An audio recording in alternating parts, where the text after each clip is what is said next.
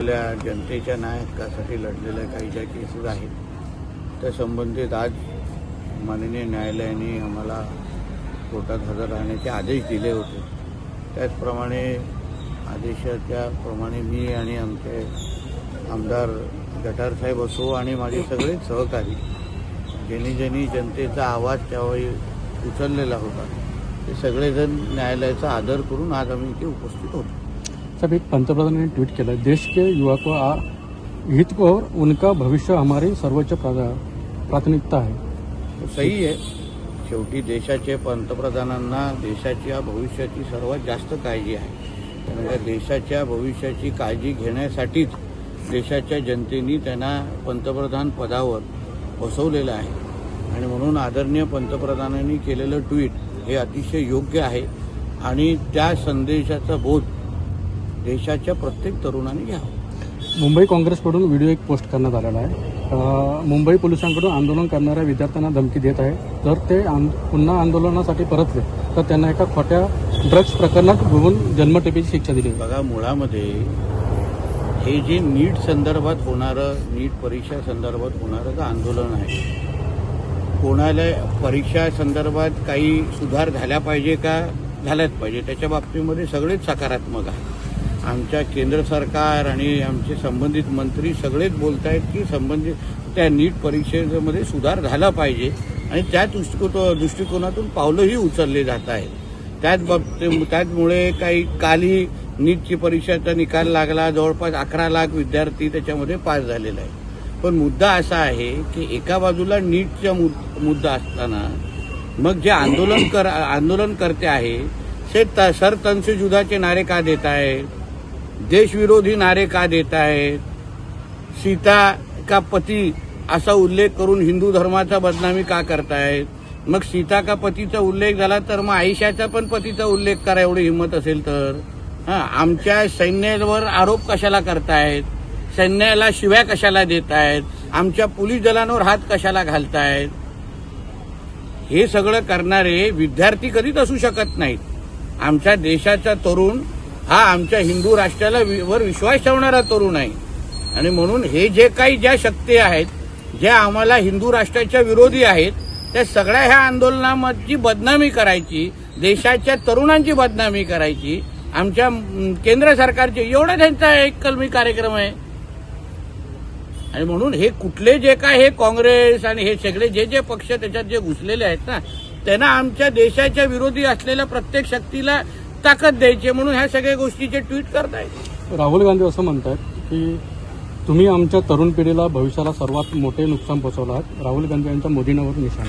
अहो, राहुल गांधीच्या तोंडी देशहिताच्या आणि अशा पद्धतीच्या तरुणांच्या हिताच्या कुठल्याही गोष्टी त्यांना बिलकुल सूट करत नाही।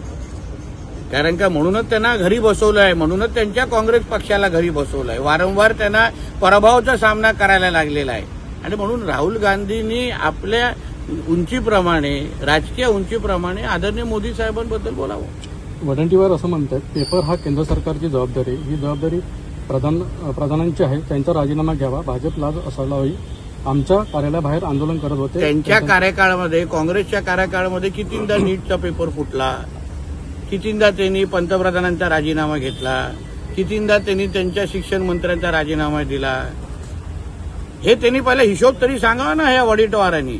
आणि मग अशा पद्धतीने आमच्या पंतप्रधान आणि भारतीय जनता पक्षावर टीका करावी। स्वतःचं काय झाकून बघत नाही, आमचंच वाकून बघतायत। पहिलं तुम्ही तुमच्या कार्यकाळामध्ये असंख्य वेळी जे नीटचे पेपर फुटले तर तुम्ही त्याला कारवाई करायची हिंमत दाखवली नाही। आम्ही तरी किमान सुधार करण्याची मानसिकता ठेवतोय। अण्णा हजारांचं मौन आंदोलन सुरू आहे। नाही, शेवटी प्रत्येकाला लोकशाहीमध्ये आंदोलन करण्याचा अधिकार आहे, प्रत्येकाला आहे। पण त्या आंदोलनाच्या खांद्यावर बसून कोणी देशाच्या विरोधात अगर भूमिका घेत असेल, आमच्या देवी देवतांवर नावं ठेवत असेल ना तर मग ते देशहिताचं नाही। जरांगे पाटील असं म्हणतात जर विद्यार्थ्यांना पुन्हा मारले तर सरकारला राज्यात फिरू देणार नाही। बघा, एक लक्षात घ्या, ज्यांनी आता त्यांना काय मत व्यक्त करतो त्यांचा विषय आहे, मी कसं काय बोलतो। वंचितने साहेब आज महाराष्ट्र बंदचं आंदोलन दिलं आहे, त्याला काँग्रेस आणि राष्ट्रवादीने पाठिंबा दिला। पण काय बंद काय म्हणजे म्हणून अशा पद्धतीच्या बंदचा प्रतिसाद जनतेनेच काय दिला हे तुम्हीच कॅमेरा फिरून दाखवायचं ना, आम्ही नाही सांगायचं आहे. देशाची जनता हे मोदी साहेबांच्या नेतृत्वावर विश्वास ठेवणारी आहे, म्हणून तर 3-3दा निवडून दिलेला आहे. आणि त्यांना ह्या आंदोलनाच्या माध्यमातून सर तन से जुदावाले, पाकिस्तान जिंदाबादवाले आणि ह्या पद्धतीने आमच्या देवी देवतांना नाव ठेवणारे कसं आपले पोळी भाजून घेतायत हे देशाची जनता खुल्या डोळ्यांनी पाहते. सर जंतर मंतर पे हो रहे आंदोलन के मद्देनजर आज सुबह ही प्रधानमंत्री ने सभी विद्यार्थियों का आश्वस्त किया है कि जो भी नीट के लीक के पीछे होगा उसको सजा दी जाएगी और फिर भी जंतर मंतर आंदोलन बरकरार है. सीजेपी की भूमिका. देखिए ऐसा है कि जो हमारे आदरणीय पंतप्रधान जी ने कहा है वो हमारे सभी युवा साथियों के लिए है. नीट में जो कुछ भी गलतियां हुई हैं उसको सुधार करने की तैयारी हमारी केंद्र सरकार की है. उसकी प्रक्रिया भी शुरू हो गई है. हमारे देश के युवाओं का भविष्य कोई भी खराब करने देगा नहीं, ये विश्वास हमारे पंतप्रधान जी ने आज उनके ट्वीट के माध्यम से फिर एक बार दिया है. मगर एक तरफ नीट के लिए अगर आप आंदोलन कर रहे होंगे तो फिर उसमें सर तन से जुदा की घोषणाएं नारे क्यों दी जा रहे हैं. सीता के पति बोल के हमारे हिंदू धर्म का अपमान क्यों किया और नीट आंदोलन का क्या संबंध है. और फिर अगर सीता के पति के बारे में अगर बोल रहे होंगे तो आयशा के पति के बारे में भी बोलने की हिम्मत कीजिए ना. फिर उसमें हमारे आर्मी के ऊपर आर्मी को क्यों गाली दिया जा रहा है.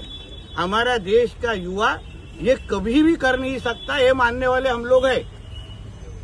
मगर उस युवाओं के कंधों पे बैठ के नीट के नाम पे जो कुछ देश विरोधी शक्तियां, जिहाद को समर्थन करने वाली शक्तियां जो उस आंदोलन का फायदा ले रहे हैं ना, उसको हम लोग कभी सहन नहीं करेंगे. उसके विरुद्ध में देश की जनता ने उठना चाहिए. और हम विश्वास देते हैं जिस तरीके से आज हमारे नरेंद्र मोदी जी ने कहा है नीट में जो सुधार करने हैं वो जरूर होने वाले हैं. कुछ भी तकलीफ आने वाले वक्त में हमारे छात्रों को होगी नहीं.